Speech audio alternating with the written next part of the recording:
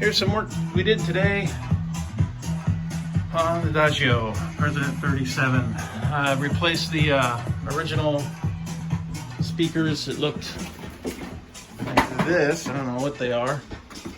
Made in Japan with some Bose 151s.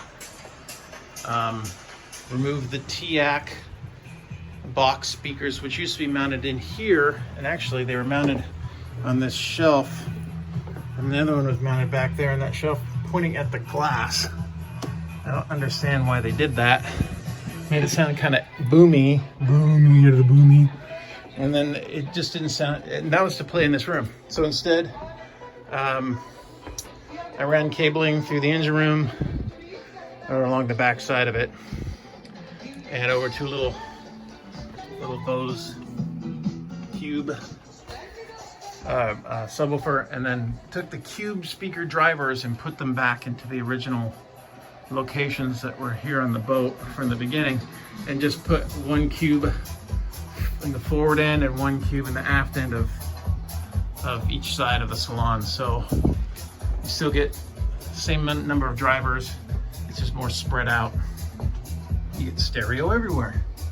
So that's how we did it. So we did that, and then I put in a new light in the shower. The shower's in here. Now there's a light in there, right up there, and that is really bright, but it doesn't light up inside the shower. So I put in a motion sensor light. It probably won't come on just my arm. It might. I need to stick my head in there, oop, and then it comes on. But that's lighting up the shower. That's nice. So that's what we did. We did the, and it's a motion sensor. It'll turn off later.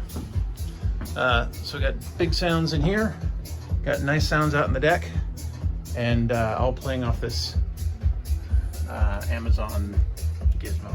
I got some dirt here. Alexa, set the volume to 8.